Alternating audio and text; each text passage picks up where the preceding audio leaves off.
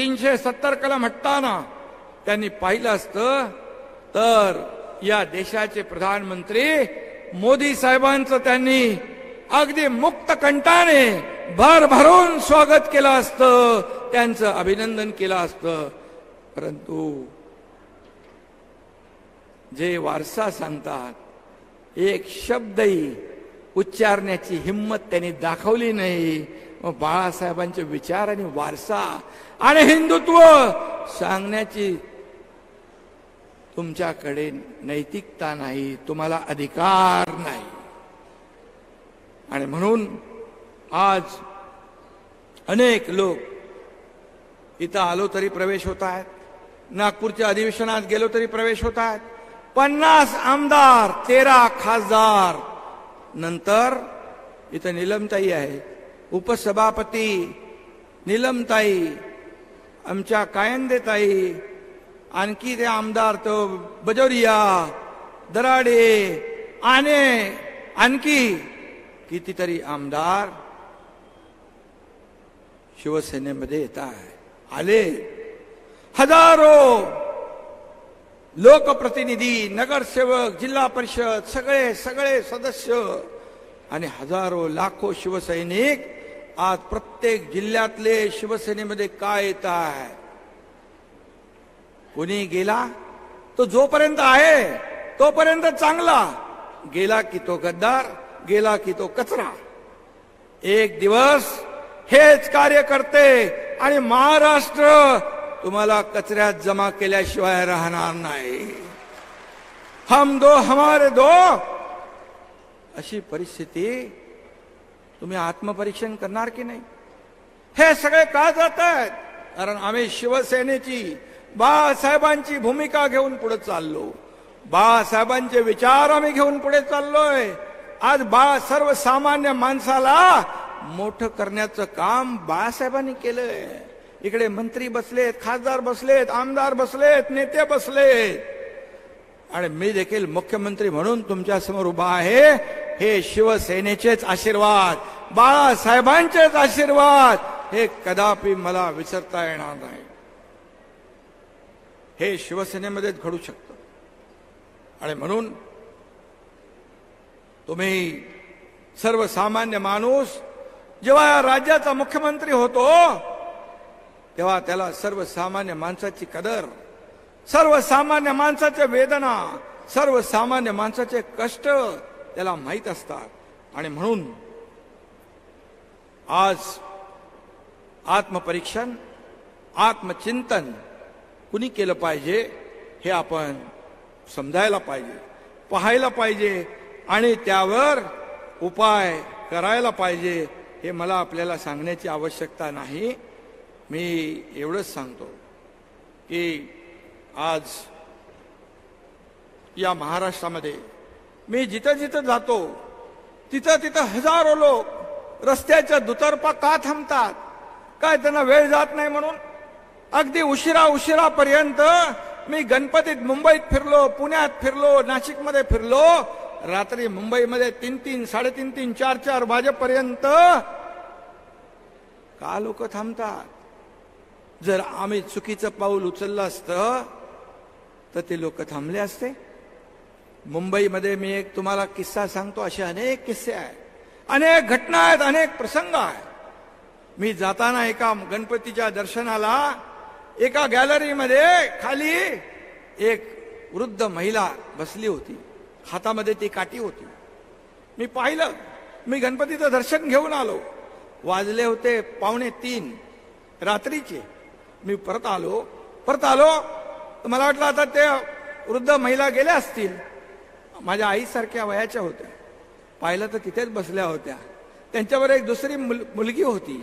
मी विचारलं, एवढा वेळ तुम्ही इथे जागत बसलात? त्या म्हणाल्या, मला मुख्यमंत्री एकनाथ शिंदेला बघायचं होतं. हे प्रेम आहे, ही आपुलकी आहे. हे पैसे देऊन विकत घेता येत नाही, हे पैसे देऊन मिळवता येत नाही. हे प्रेम कामातून, वागण्यातून आणि कार्यातूनच मिळत असतं. आणि म्हणून आज अनेक लोक सोबत येत आहे, अनेक पक्ष वाढवतोय, पक्ष पुढे जातोय, बाळासाहेबांचे विचार घेऊन आपण पुढे जातोय. बाळासाहेबांची भूमिका काय? मगाशी संजय उपाध्यायांनी सांगितलं, शिवसेनेचं हिंदुत्व सर्व व्यापक आहे. शिवसेना ही सर्वव्यापी आहे. आणि जेव्हा हिंदुत्व हिंदुत्व हिंदुत्व जेव्हा म्हणत होता, आता हिंदू हृदय सम्राट बाळासाहेब ठाकरे म्हणायला देखील तुमची जीभ का कचरते? का कचरते? आणि म्हणता आम्ही हिंदुत्व सोडलं नाही. हिंदुत्व सोडलं नाही. मग 2019ला ज्या बाळासाहेबांनी सांगितलं होतं काँग्रेसला लांब ठेवा, काँग्रेस माझ्या पक्षाची काँग्रेस होईल तेव्हा माझं दुकान बंद करेल, त्याला तुम्ही जवळ नाही केलं, डोक्यावर घेतलं, खांद्यावर बसवलं, त्याच्या मांडीला मांडी लावून बसला, तेव्हा हिंदुत्व सोडलं. कुठे गेलं होतं हिंदुत्व? जेव्हा सावरकरांचा भर सभागृहामध्ये अपमान होत होता तेव्हा कुठे तुमचं हिंदुत्व गेलं होतं? कुठे गेलं होतं? आणि म्हणून आम्ही ही का भूमिका घेतली?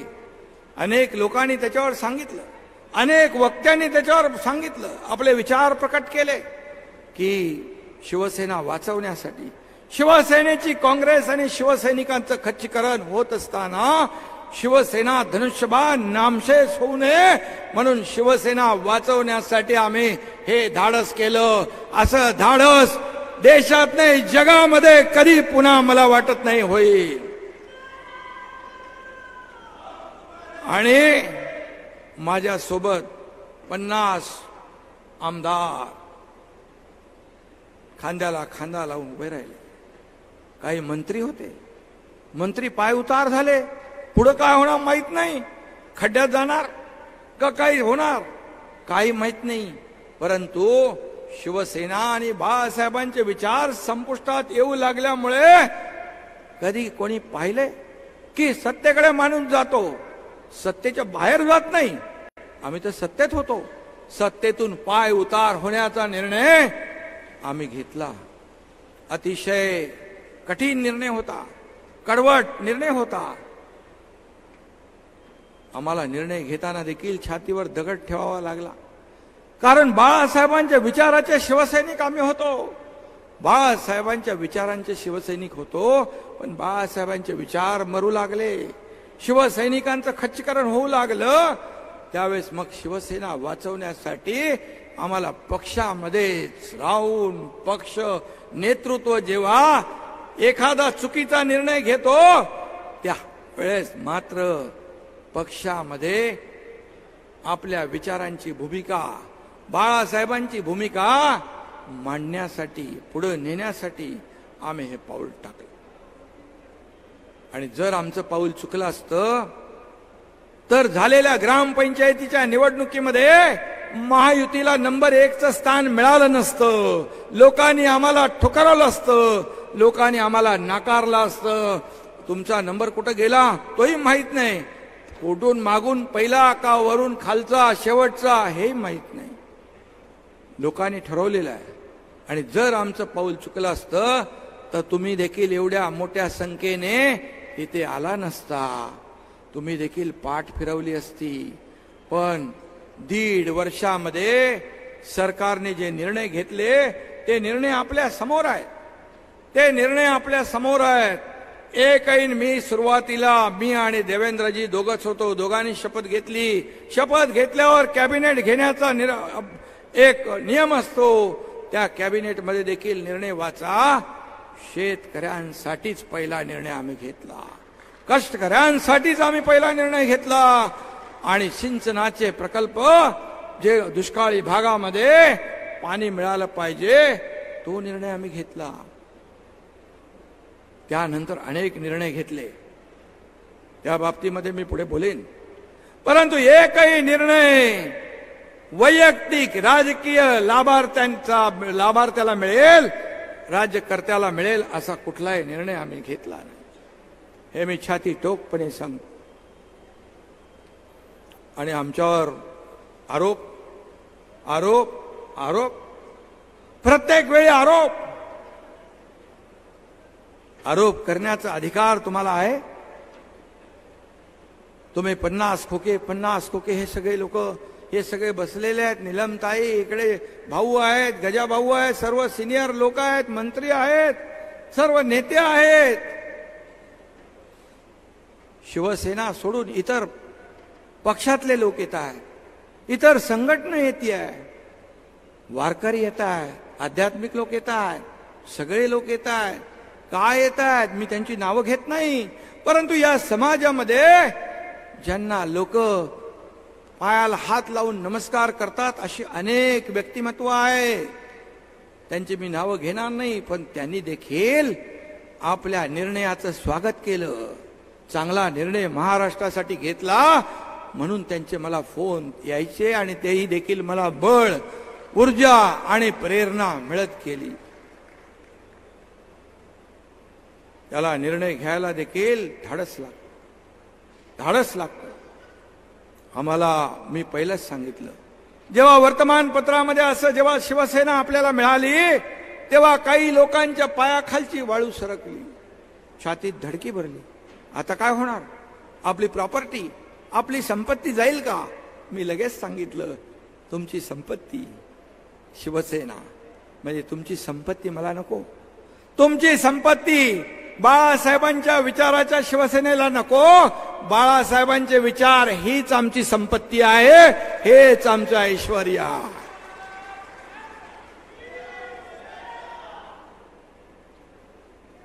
तुम्ही काय केलं? तुम्हाला कोणीतरी मध्ये म्हणालं, यांना तर खोके पुरत नाही, यांना कंटेनर लागतात. आणि त्याचा साक्षीदार सगळ्यात जास्त मी असू शकतो. काय गुलाबराव, केसरकरा नाही माहित आहे, तानाजीरावा नाही माहित आहे, सगळ्यांना माहित आहे. आणि म्हणून उदय सामंत इकडे आहे. परंतु आज एकदा जेव्हा शिवसेना मिळाल्यानंतर, धनुष्यबाण मिळाल्यानंतर एक पत्र आलं समोरून की शिवसेनाच्या खात्यातले 50 कोटी रुपये आम्हाला पाहिजेत, ते आम्हाला द्यावे. मला आशिष कुलकर्णी आणि सचिनने सांगितलं, किरणने सांगितलं. मी एका क्षणाचाही विलंब लावला नाही. मी म्हणालो, यांना बाळासाहेब नकोत, बाळासाहेबांचे विचार नकोत, यांना फक्त पैसे पाहिजे. 50 कोटी तातडीने देऊन टाका. 50 कोटी रुपये तातडीने दिले. 50 खोक्यांचा आरोप करणारे तुम्ही 50 खोके मागताना जरा जनाची नाही तर मनाची तरी काय ते वाटली पाहिजे होती.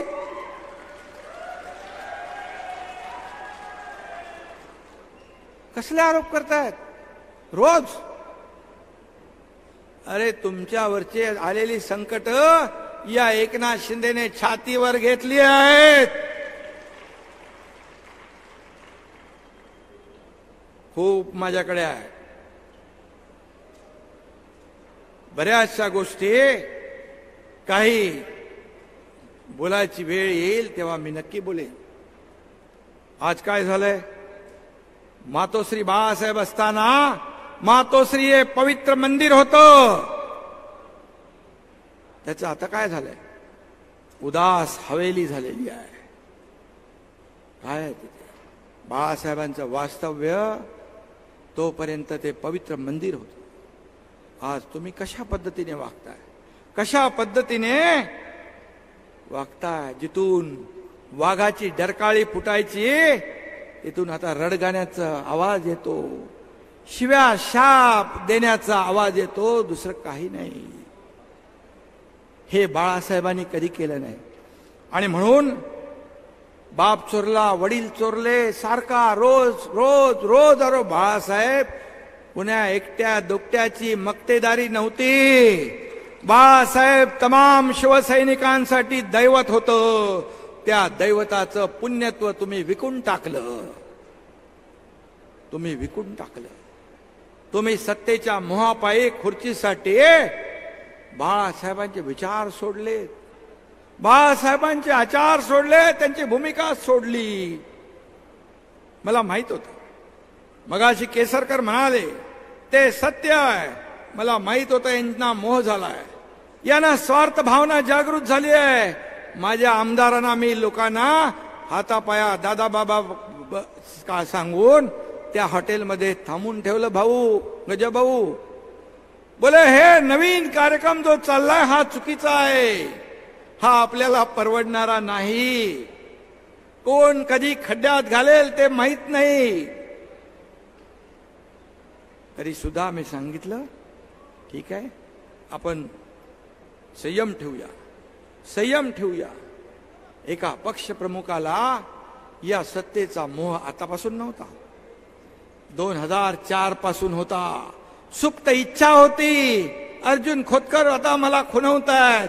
अर्जुन खोतकर साक्षीदार आहेत, आणखी काही लोक साक्षीदार आहेत.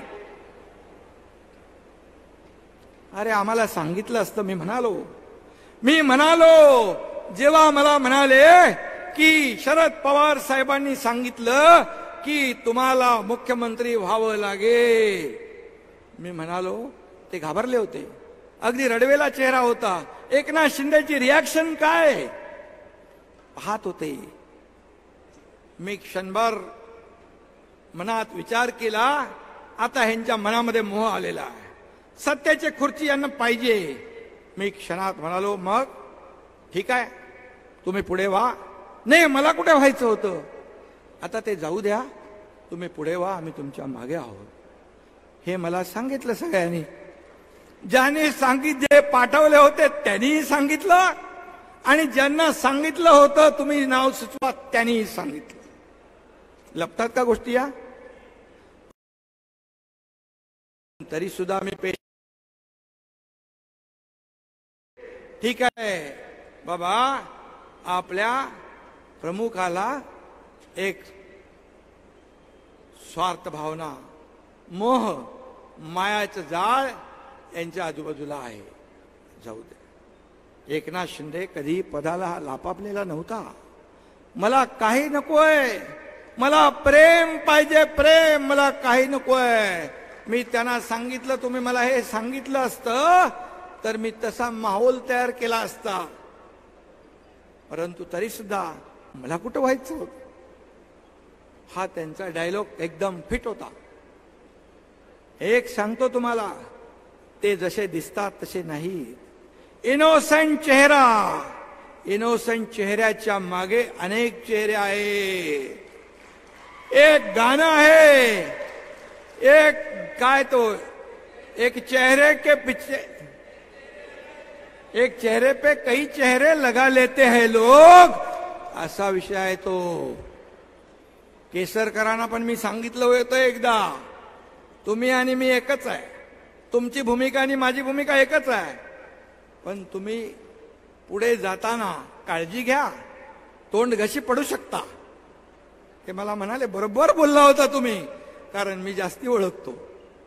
आणि म्हणून तुम्ही ज्या शिवसेना भाजपा युती बरोबर लढलात, या जनतेने शिवसेना भाजपा युती म्हणून तुम्हाला मतदान केलं, त्यांच्या बरोबर सरकार स्थापन करायला पाहिजे होतं.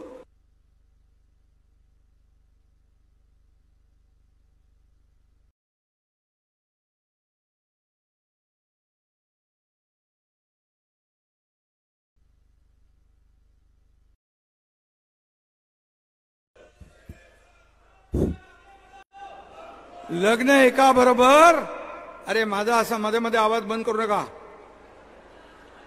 तसा तो बंद होऊ शकत नाही. माझ्याबरोबर सगळे शिवसैनिक आहेत.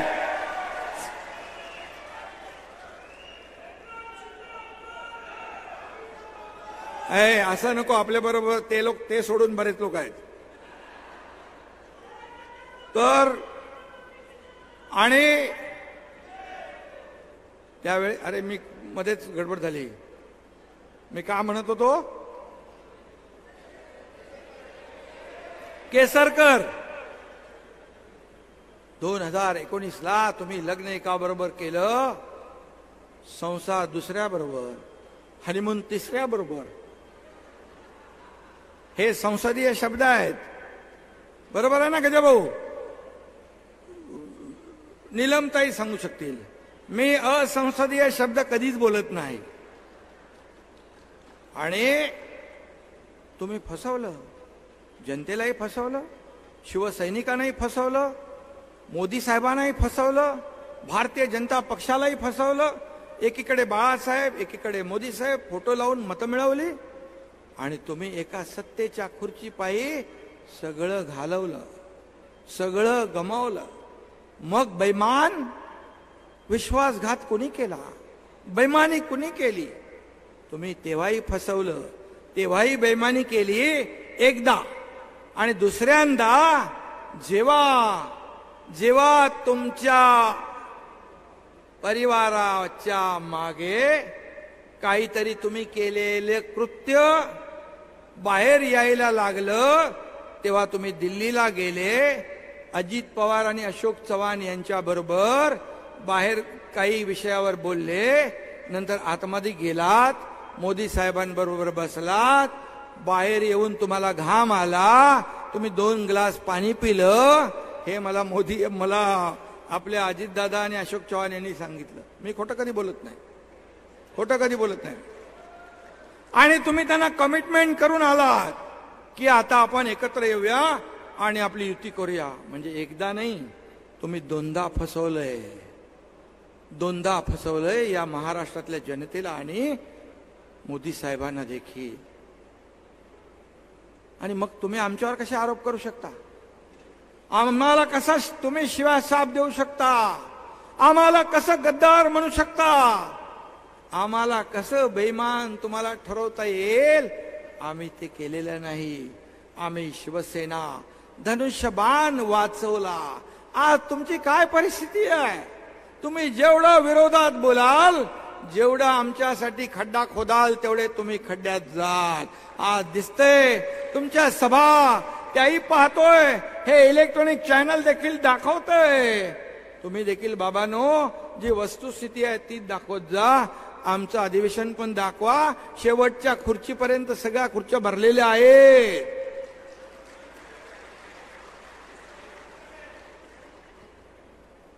आणि मगाशी कोणीतरी आपले संजीव उपाध्याय म्हणाले, चेहरा आपण आरशाच्या समोर पाहायचं असतं. तर खरं म्हणजे वारसा सांगणाऱ्यांनी स्वतः पहिला आरसा पाहावा, आरसा पाहावा आणि स्वतःची कर्तृत्व जी आहेत ती आरशात पाहावी. किती मुखवटे घालून फिरणार तुम्ही? हे काय लपत नाही, हे छपत नाही. या सगळ्या गोष्टी बाहेर येत असतात. आणि म्हणून बाळासाहेबांचा वारसा सांगायला तोंडात नाही, या मनगटात जोर असावा लागतो, मनगटात ताकद असावी लागते.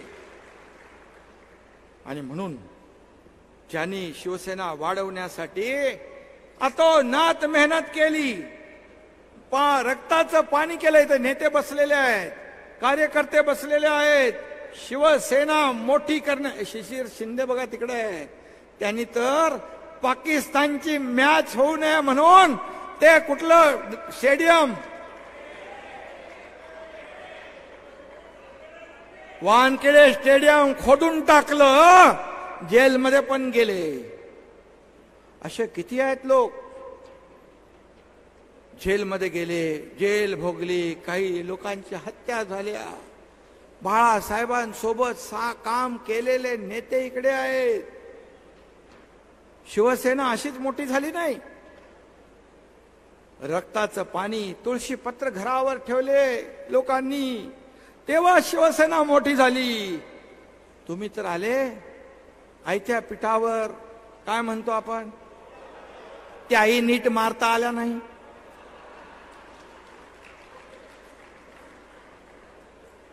आणि म्हणून मी सांगेन, असा कुठला पक्षाचा प्रमुख असतो की आपल्याच नेत्याचा पान उतारा करायचा, कारस्थान करायचं. जे मनोहर जोशी मुख्यमंत्री असताना त्यांना भर सभेतून व्यासपीठावरून खाली उतरायला लावलं. कुणाचं कारस्थान, कुणाचं कारस्थान? त्यांचं घर जाळायला माणसं पाठवली, ही कुणाचं कारस्थान? ज्याला सांगितलं तो आपल्या बरोबर आहे, ते म्हणतो मग असं हे सांगितलं. मी रामदासबाईंना सांगितलं, षण्मुखानंद मध्ये येऊ नका, तुमचं मनोर पंत करायचा प्रयत्न इकडे चालू आहे. त्यांचा देखील अशाच प्रकारचा अपमान करण्याचा कारस्थान त्यांनी केलं. गजाभाऊ इकडे बसलेले आहेत, त्यांना किती वेळा परत पाठवलं तेही त्यांना माहिती आहे. याच लोकांनी शिवसेना मोठी केली. हेच लोक बाळासाहेबांच्या खांद्याला खांदा लावून काम करत होते. आज रामदास नारायण राणे साहेब असतील, राज ठाकरे साहेब असतील, काय मागितलं होतं त्यांनी? काय त्यांचं तुम्हाला त्रास होता? का त्यांना घालवलं? बाळासाहेबांच्या मनात नव्हतं. पण जे दरबारी राजकारण करणारे, कानामध्ये भुंगा करणारे या लोकांनी सांगितलं. त्यामुळे एक इन्सिक्युरिटी, आपल्या नेतृत्वावर स्वतःला कॉन्फिडन्स पाहिजे. जर आपला कार्यकर्ता मोठा असेल, होत असेल, तर नेत्याला अभिमान पाहिजे. का घालवले यांना तुम्ही? का घालवले? जे एखादा चांगला भाषण करायला लागला तर त्याचं भाषण कट करायला लागले. इथं गुलाबराव पाटील बसले, त्यांना त्यांचा चांगला अनुभव आहे.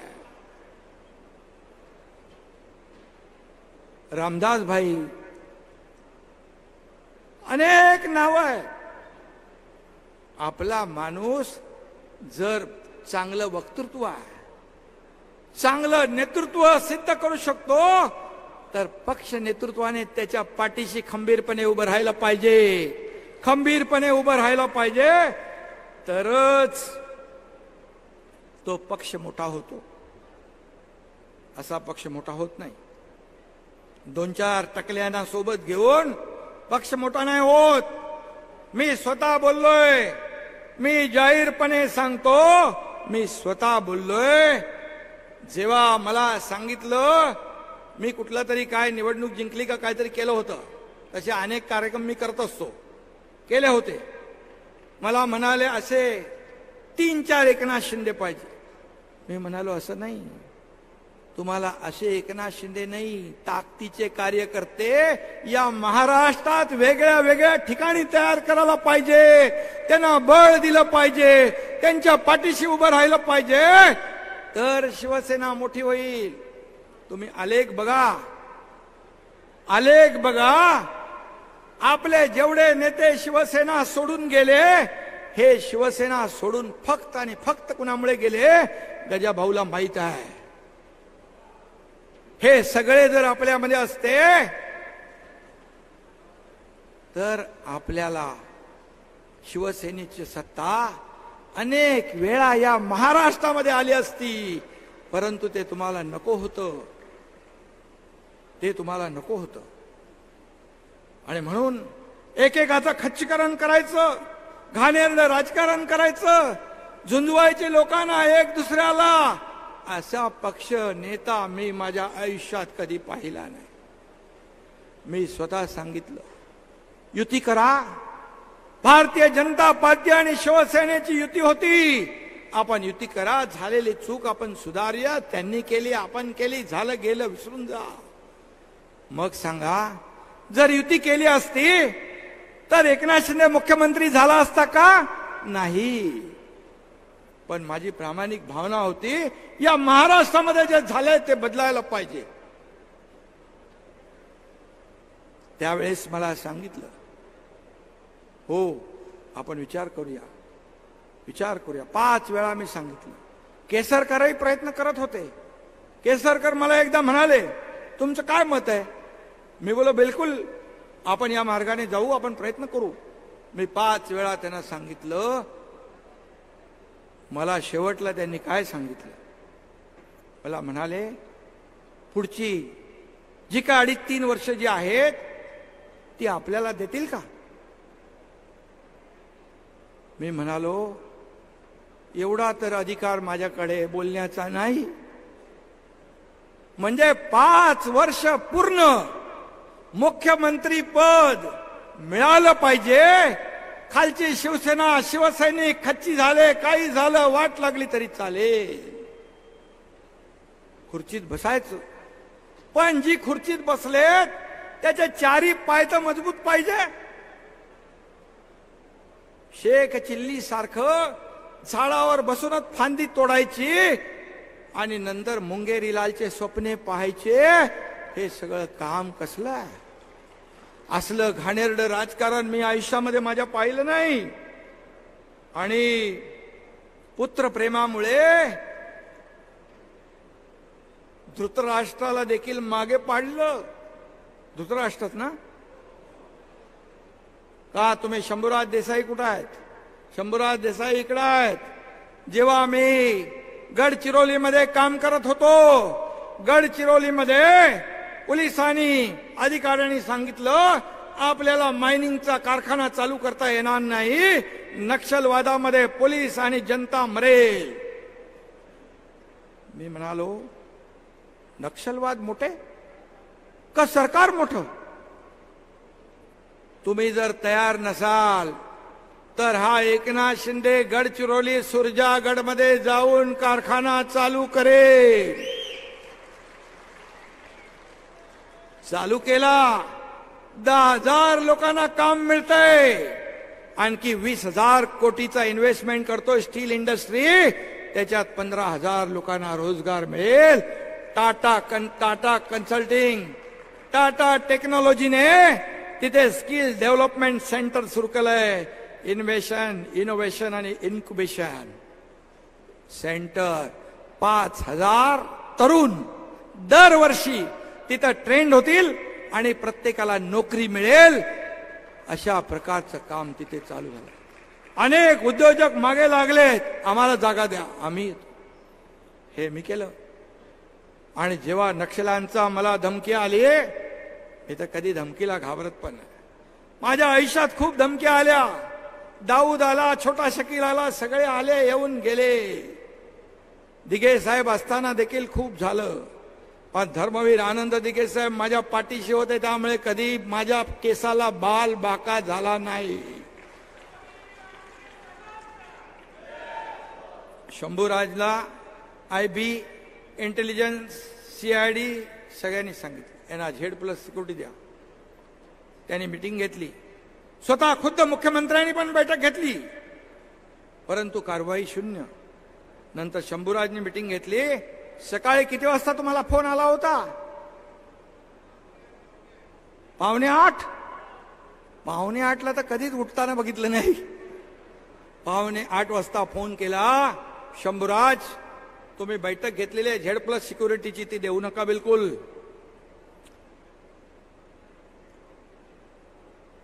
मला यांनी फोन केला, तुमची नको मला. ते म्हणाले विदाऊट अप्रुव्हल मी कागदावर काही घेत नाही, पण तुम्हाला Z+ पाठवतो. मी बोलो तुमची Z+ तुमच्याकडे राहू द्या, माझ्याकडे जे पोलीस आहेत ते पण घेऊन जा. एकनाथ शिंदे हा डरपोक नाही, हा निधड्या छातीचा बाळासाहेबांचा, दिघे साहेबांचा चेला आहे.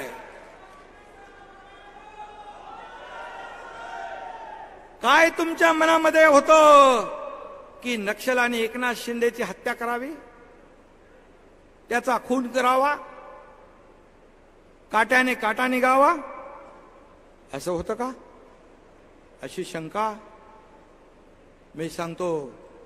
कारण मी तुमचा अडसर नव्हतो.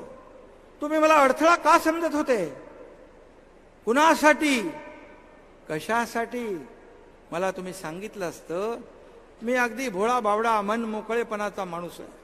मला तुम्ही सांगितलं असतं हे असं करायचं आहे, याला पुढे करायचं आहे, याला पुढे न्यायचं आहे, तर मी अगदी मन मोकळेपणाने सगळं सोडलं असतं.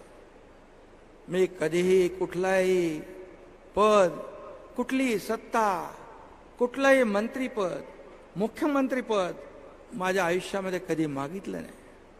मी मागितलं नाही. छल कपट समोरून करायचे. अनेक वेळा मला वर्षावरून खाली मी आल्यानंतर बैठक चालू आहे, बैठक चालू आहे, 7-8 वेळा असं झालं. मी पण स्वाभिमानी आहे. अर्धा तास थांबायचो, नंतर मी जायचो, नंतर मी माहिती घ्यायचो कुणाची बैठक. ते 2-3 लोक बसलेत गप्पा मारत, मोबाईलमध्ये खेळत. ही बैठक म्हणजे तुम्ही जाणीवपूर्वक माझा छळ करत होता, माझ्या डिपार्टमेंटमध्ये हस्तक्षेप होता, आपल्या सगळ्यांना माहित आहे. मग सिडको असेल, MMRD असेल, सगळे असेल. तुम्हाला मी अनेक वेळा बोललो, माझ्या अधिकाऱ्यांना बोलवून घ्यायचे. मी तिकडे गेलो की ते अधिकाऱ्याला खुनवायचे. जा, तो अधिकारी काय करायचा, तिथून निघायचा आणि माझ्या बंगल्यावर नंदनवनला थांबायचं जाऊन. मला क्यों आया?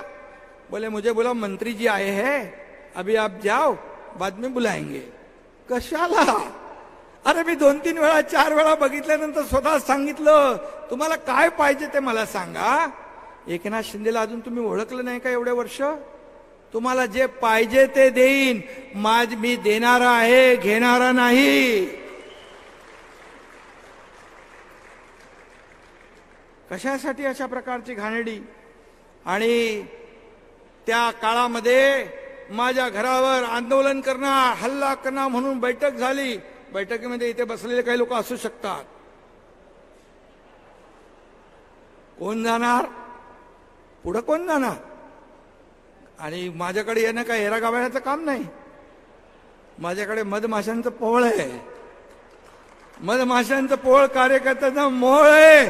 ती मधमाशी कुणाला कुठं चावेल ते कळणारही नाही. त्याला हिंमत लागते. आलेले मी तेव्हा बोललो होतो, आलेले पायाने जाताना अँब्युलन्स मध्ये गेल्याशिवाय राहणार नाहीत. असे माझे कार्यकर्ते आहेत. जाऊ द्या. काल मी श्रीकांतचं भाषण समोरून ऐकलं, तेव्हा मला कळलं की एक बाप म्हणून, माझ्या आईवडिलांचा मुलगा म्हणून, एक नवरा म्हणून मी अपयशी ठरलो.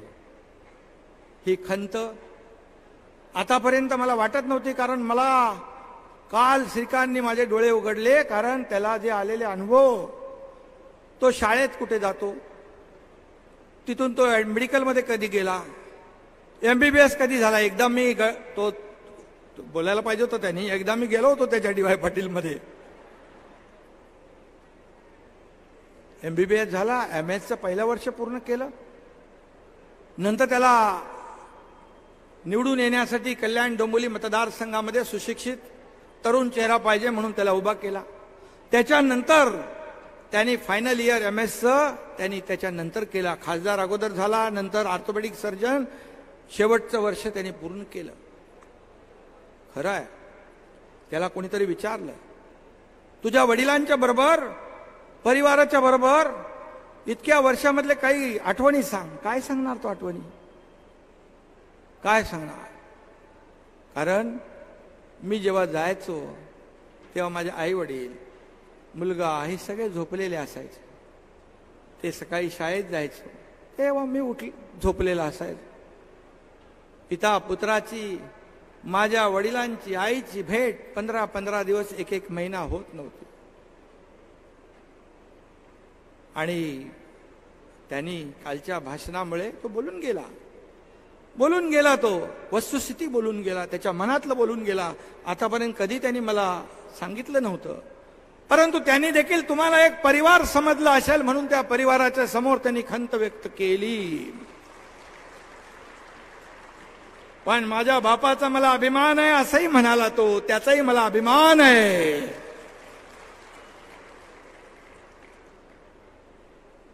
पण आता काय? आता तर वेळ काळच नाही. आज 24 तास कधी संपतात हेच कळत नाही. तुम्ही सगळे साक्षीदार आहात. आता अख्खं महाराष्ट्र, अख्खी शिवसेना, आपले बांधव भगिनी, सगळाच माझा परिवार आहे. त्यामुळे महाराष्ट्र आपला परिवार आहे. माझं कुटुंब, माझा परिवार इतक्यापुरतं मर्यादित आपण नाही.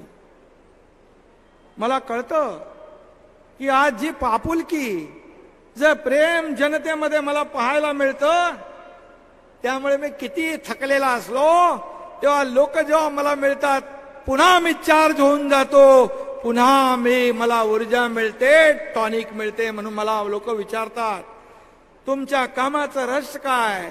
माझ्या कामाचं रहस्य गर्दी हेच माझं टॉनिक आहे. माझे कार्यकर्ते हेच माझं टॉनिक आहे. सगळ्यांना या गर्दीमध्ये इच्छा असून देखील भेटता येत नाही, परंतु मी भेटण्याचा प्रयत्न करत असतो. पोलिसांनाही मी सांगतो, अरे परिवार आहे माझा, तुम्ही सांभाळून घ्या. ते त्यांच्या सुरक्षेचं काम करत असतात. हे कवचकुंडल आहे, याच्यातून मला काही धोका होणार नाही. आणि मारने वाले से बचाने वाला बडा होता है. त्यामुळे मी कुठल्याही संकटाला कधी घाबरत नाही, कधी घाबरलो नाही, कधी घाबरणार नाही.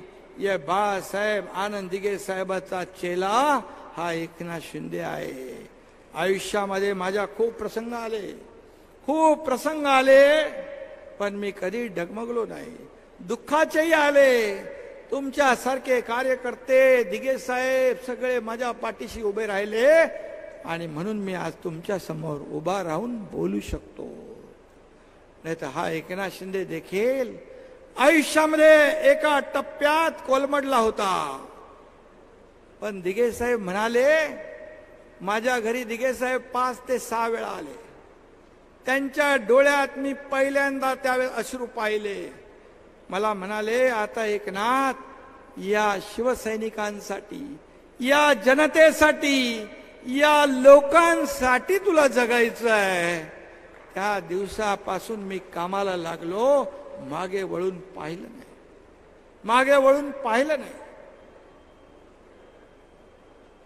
काय केलं नाही आपण? घरात दारावर तुळशी पत्र ठेवलं. काय दिलं आम्ही परिवाराला?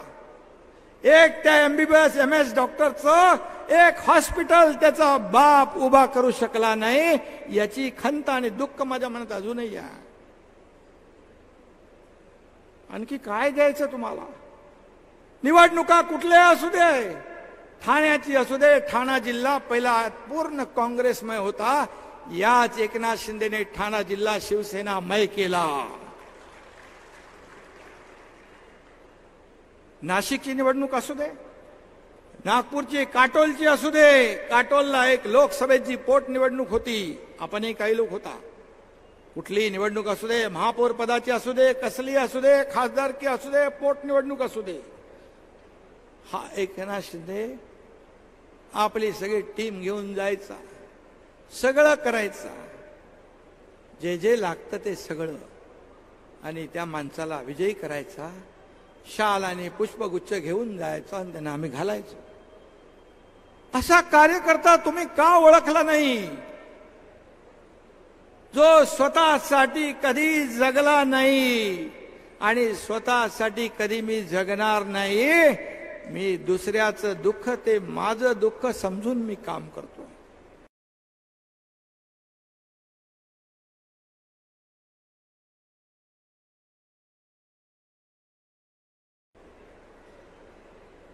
आणि म्हणून डबल सगळे माझे सहकारी इकडे बसले, तेही काम करतायत. आणि म्हणून त्याच्या भावनाशी मी सहमत आहे, त्याच्या भावनांशी मी सहमत आहे. आणि म्हणून मी एवढंच सांगेन की त्याने हेही म्हटलं की राजा का बेटा राजा नहीं होगा. हे खरं आहे, राजा का बेटा राजा नहीं होगा, जो काम करेगा वो राजा बनेगा. मी उद्या सांगतो तुम्हाला, तुमच्यातला मी असाच बाळासाहेबांचं भाषण समोर बसून ऐकायचो. तुमच्यातलाच एखादा कार्यकर्ता उद्या काम करून मोठा झाला आणि तो इथे मुख्यमंत्री म्हणून बोलायला लागला तर सगळ्यात जास्ती आनंद मला होईल, अभिमान मला वाटेल. ही शिवसेना आहे. या शिवसेनेमध्ये कोणी मोठा नाही, छोटा नाही, कोणी मालक नाही, नोकर नाही. हे नोकर आणि मालक समजत होते. एक मध्य प्रदेशचा प्रमुख, दिल्लीचा प्रमुख, पक्ष प्रमुख, राज्य प्रमुख, ते जेव्हा मला दिल्लीत भेटायला, दिल्लीत आपली बैठक होती सगळ्या राज्य प्रमुखांची, आपण निर्णय घेतल्यानंतर ते सगळे राज्य प्रमुख आपल्या सोबत आले. त्या दोघांना फोन गेले. तुम तो मालिक के साथ रहना मांगता है, नौकर के साथ क्यों जा रहे? म्हणजे आम्ही नौकर. त्यांनी त्याच्या भाषणात पण सांगितलं तिकडे, इथं मालक नौकर कोणी नाही, सर्व समान, सर्व आपण कार्यकर्ते म्हणून काम करायचंय, मोठा छोटा कोणी नाही. तुम्ही तर समजतो तुम्ही सगळे मुख्यमंत्री आहात माझ्यासाठी, तुम्ही एकनाथ शिंदे बनून काम करायचं. आणि मुघलांच्या जमान्यामध्ये मुघलांच्या घोड्याला देखील संताजी धनाजी दिसायचे. गुलाबराव, संताजी धनाजी तुम्हारे इधर आए थे ना, अभी येऊन गेले. कोण आया था? बछड़ा आया था का? ठीक है. लेकिन गुलाबराव, इतके उन्हाळे पावसाळे तुम्ही बघितलेत, जेल भोगलेत, अंगावर पोलिसांच्या लाट्या काट्या खाल्ल्यात. तुमच्यामुळे गर्दी होत होती. त्यांना वाटतं की आम्हाला बघून लोक येतात. तुमच्यामुळे येत होते लोक, तुम्ही नसल्यामुळे. बदल तुम्ही बघितला, बदल मी पाहिला. आणि म्हणून एक शेतकऱ्याचा मुलगा, एक कष्टकऱ्याचा मुलगा, एक सर्वसामान्य घरातला मुलगा मुख्यमंत्री झाला, याचं दुःख त्यांना आहे, याची जेलसी आहे, याचा द्वेष आहे. बोलण्यातून ते जाणवतंय. का शेतकऱ्याच्या मुलाने मुख्यमंत्री होऊ नये? का धनदांडग्या आणि सोन्याचा चमचा घेऊन आलेल्याच लोकांनी मुख्यमंत्री व्हायला पाहिजे? हा काय करारनामा आहे? मी म्हणालो जो काम करेगा वही राजा बनेगा. तुम्हाला ते नको आहे. परिवारवाद या सगळ्या गोष्टींना आपण फाटा दिला पाहिजे. सगळं आज मी दावोसला गेलो, 3,73,000 कोटीची इन्व्हेस्टमेंट आणली, तरी दुःख. मी शेतावर गेलो हेलिकॉप्टरने, तरी हेलिकॉप्टरने शेतावर जातो आणि शेती करतो. मग काय चालत जाणार मी? अरे मी शेतकरी आहे. मी तिथं गेल्यावर मी आपोआप माझे पाय तिकडे वळता. शेती आणि मातीशी माझी नाळ जुळलेली आहे, मी विसरू शकणार नाही. मग हेलिकॉप्टर मध्ये जाऊन शेती करणारा बरा का हेलिकॉप्टर मधून फोटो काढणारा बरा? ते सांगा मला. शेती करणारा बरा. आणि म्हणून मी कुठं ते मगाशी कोणी सांगितलं, कुठली वाडी ती? इरशाळवाडी. इरशाळवाडीला गेलो मी. दादा भुसे माझ्याबरोबर होते, गुलाबराव होते, आपलं नाही उदय सामंत होते. मला म्हणाले लवकर चला, आता आपलं काम झालंय इथून. मी म्हणालो हो जाऊया, आपण जाऊया. मला जायचं होतं वरती. वरती म्हणजे वर नाही, तिकडे इरशाळवाडीवर. एवढ्या लवकर नाही, तुमची सेवा करायची आहे, शिवसेना वाढवायची आहे, सगळं करायचं आहे. आणि मी एसपीच्या गाडीत बसलो, कलेक्टर आणि एसपी आम्ही तिघच गेलो डायरेक्ट इरशाळवाडी. तिथं गेलं तेही तुम्हाला दुःख. मुंबईतल्या गल्लीमध्ये, मुंबईतल्या रोडवर झाडू मारून पाणी मारताना बघितलं तरी तुम्हाला दुःख. मी काय केलं पाहिजे? दिल्लीमध्ये प्रधानमंत्र्यांना भेटायला गेलो तरी दुःख, तरी द्वेष. आणि म्हणून मग मी काय करावं? घरी बसावं तुमच्यासारखं? मी काम करणारा कार्यकर्ता आहे, मी लोकांना भेटणारा कार्यकर्ता आहे, लोकांमध्ये जाऊन त्यांच्या वेदना आणि व्यथा जाणून घेणारा मी मुख्यमंत्री आहे. मुख्यमंत्री म्हणजे माझ्या व्याख्येमध्ये सीएम म्हणजे चीफ मिनिस्टर नाही, सीएम म्हणजे कॉमन मॅन.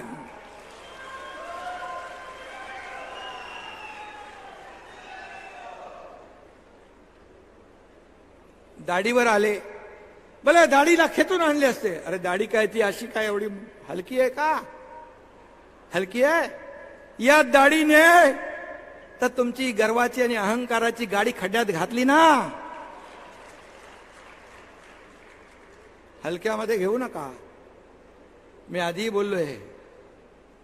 आणि म्हणून या दाढीला जनतेची नाळ देखील कळते.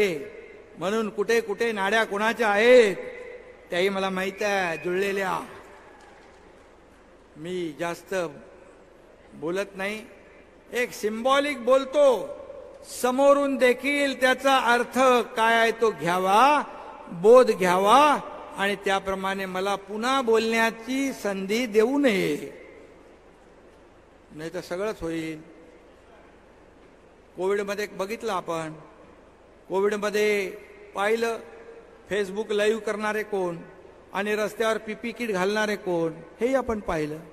अरे मला असे मेसेज यायचे कार्यकर्त्यांचे, मी, माझी आई, माझी मुलगी आम्ही ऍडमिट आहोत, काही समजत नाही, आमचा जीव धोक्यात आहे, पुन्हा भेट होईल का माहित नाही, एकदा तरी भेटून जा.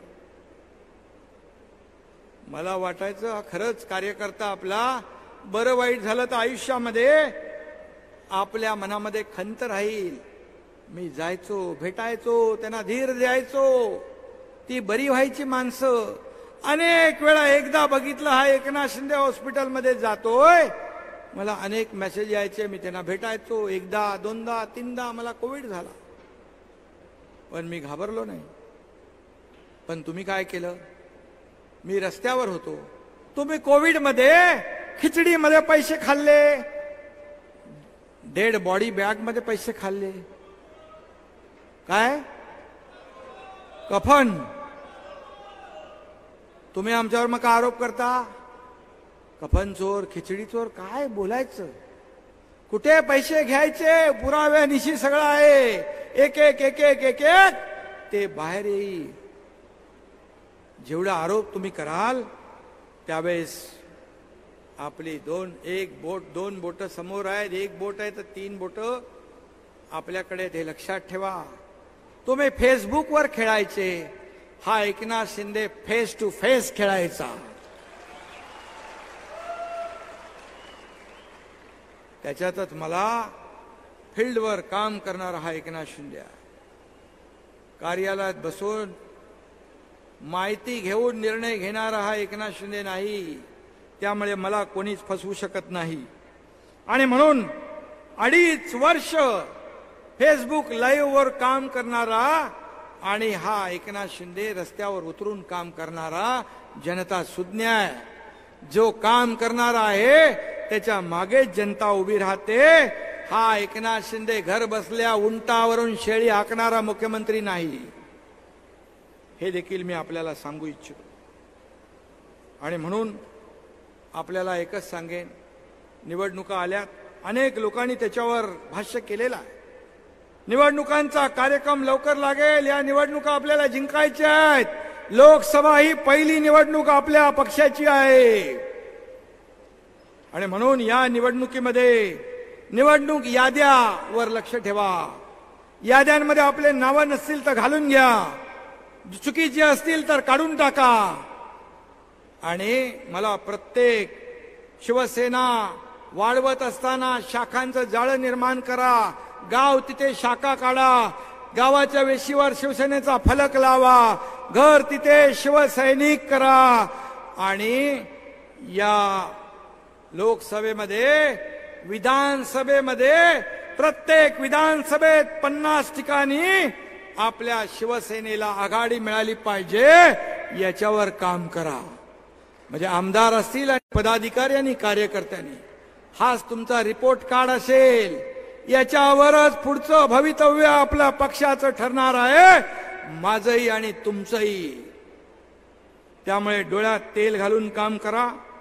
तिकीट नाही मिळालं, इतर निवडणुका येतील, तिकीट एकच असतं. तिकीट नाही मिळालं म्हणजे सगळं संपलं असं होत नाही. सत्तेमध्ये अनेक सत्तेची पदं असतात, अनेक निवडणुका, जिल्हा परिषद, महापालिका सगळे येतील. आणि त्याचबरोबर काम करत राहा. आपल्या विधानसभेमध्ये जास्तीत जास्त आणि आपल्या लोकसभेत जास्तीत जास्त काळ तुम्ही वेळ द्या. मुंबईमध्ये कमी या, तुमचं काय असेल तर फोनवरून सांगा, आठवड्यातून एखाद दिवस आपण समजू शकतो, परंतु दररोज मुंबईमध्ये येणं बंद करा. शेवटी लोकांशी तुमच्या कनेक्ट पाहिजे. कनेक्ट तुटला की सगळं तुटलं, सगळं सुटलं. आणि म्हणून सगळे पदाधिकारी नेमा, चांगले पदाधिकारी, ताकदीचे पदाधिकारी नेमा, प्रामाणिक पदाधिकारी नेमा, ज्याच्या मागे ताकद आहे. आपल्या मागे पुढे फिरणारा पदाधिकारी बिलकुल नेमू नका. तो जर नेमला तर तुम्ही स्वतःला नाही, पक्षाला नाही, मुख्यमंत्र्याला नाही, तर आपल्या शिवसेनेचं नुकसान करताय. हे लक्षात घ्या. शिवसेनेचं नुकसान म्हणजे या राज्याचं आणि तुमचं, आमचं सगळ्यांचं नुकसान. आज मी काही गोष्टी जे बोलतोय, कार्यकर्त्याला जपा. जो कार्यकर्ता निवडणुकीमध्ये आवडता असतो, निवडणूक झाली की तो नावडता होता कामा नये. कारण हाच कार्यकर्ता तुमचं आमचं काम करतो. विधानसभा आणि लोकसभेला उमेदवार फिरू शकत नाही, सगळ्या मतदारसंघात जाऊ शकत नाही. हा कार्यकर्ताच आपलं मार्केटिंग, ब्रँडिंग करतो. माझा उमेदवार कसा चांगला आहे, त्याला निवडून द्या आणि त्याला मतदान करा, मी तुमचं काम करेन असं आश्वासन देतो. फक्त एवढंच आहे, त्याची अपेक्षा असते की त्याला जेव्हा अडचण असते, त्याला हॉस्पिटलची मदत, त्याला पोलीस स्टेशनची मदत, त्याला कोर्टाची मदत, त्याला छोट्या छोट्या मदती तो काय राशन भरून मागत नाही. पण त्याच्या अडचणीमध्ये मात्र आपण पदाधिकाऱ्यांनी उभं राहावं, त्याच्या पाठीशी उभं राहावं, हे मात्र त्याचं स्वप्न असतं. तेवढं तुम्ही केलं तर आयुष्यभर तो तुमचं काम, शिवसेनेचं काम बिलकुल प्रामाणिकपणे कसर न करता कराय. आणि म्हणून चाल ढकलपणा, काही लोकांना याद्या, आपण पदाधिकारी नेमले, त्याच्या याद्या मागितल्या आहे, त्यांना वेळ दिलाय. काही लोकांनी ते चांगलं काम केलंय, काही लोकांनी केलं नाही, त्यांनी तात्काळ करावं. चाल ढकल, काम चुकारपणा हा तुमच्या मुळावर येणार आहे. पक्षात तर येईलच, परंतु आज मी आपल्याला एकच सांगतो, आपण काय करू शकतो हे तुम्हाला आम्ही करून दाखवले. आणि एवढे निर्णय घेतलेत की तुम्हाला लोकांसमोर जाताना खाली मान घालण्याची गरज नाही. इतक्या योजना आपण केल्या, त्या लोकांपर्यंत पोहोचवण्याचं काम करा. एक लोकांमधला आणि सरकारमधला शिवदूत बनून काम करा. लोक डोक्यावर तुम्हाला घेतील. आणि म्हणून मी आपल्याला एवढंच सांगतो की मी प्रेमळ आहे, खूप मला इच्छा, सगळ्यांना भेटायची इच्छा असते, सगळं आहे. प्रेमालय प्रत्येक माणूस मला भेटला पाहिजे, मी त्याच्याशी बोललो पाहिजे, माझी इच्छा असते. पण जेव्हा एखादा कार्यकर्ता, पदाधिकारी जेव्हा हलगर्जीपणा, पक्षाचं नुकसान जेव्हा करू शकतो किंवा करेल, मग त्याला मात्र एकनाथ शिंदे प्रेमळ आहे. पण एकनाथ शिंदेचं दुसरं रूप 1.5 वर्षापूर्वी तुम्ही पाहिलेलं आहे. काय करू शकतो हेही पाहिलंय. कोल्हापूरमध्ये म्हणतात काय, खटक्यावर बोट आणि जागेवर पलटी. इथं कुठं कोल्हापूरलाच सांगतात. आणि म्हणून आजचं हे संघटनेचं आपलं हे आहे, पक्षाचं हे अधिवेशन आहे. या अधिवेशनामध्ये आपल्याला शिस्त, आपल्या पक्षाची शिस्त आपण पाळलीच पाहिजे. आणि म्हणून उमेदवार कोणी असू द्या, आपल्याला त्याची चिंता करण्याची आवश्यकता नाही. आपल्या समोर उमेदवार नरेंद्र मोदीजी आहेत, हे आपण समजून काम करायचं आहे. कारण देशाला त्यांनी महासत्तेकडे नेण्याचं काम केलंय. आज एक आर्थिक महासत्ता बनवण्याचं काम केलंय. 10व्या नंबरवरून 5व्या क्रमांकावर आणण्याचं काम केलंय. या देशाचा नाव लौकिक जगभर वाढवण्याचं काम केलंय. आणि त्यामुळे आपल्या बाळासाहेबांचे विचार आणि केंद्र सरकार मोदीजींनी 10 वर्षात केलेलं काम आणि राज्य सरकारने 1.5 वर्षात केलेलं काम आपल्याला घराघरामध्ये पोचवायचं. एवढंच आपल्याला करायचं आहे. आणि म्हणून या ठिकाणी घराघरामध्ये आपल्याला हे जर पोचवलं तर मला वाटतं आपल्याला या महाराष्ट्रामध्ये आज 48 पैकी आपला जो 45+ नारा आहे तो आपण अचीव केल्याशिवाय जिंकल्याशिवाय राहणार नाही. अशा प्रकारचं काम आपल्याला करायचं आहे. आणि म्हणून मी आपल्याला एवढं सांगेन, बाळासाहेबांचे विचार, त्यांची भूमिका याला कदापि तडा जाऊ देणार नाही.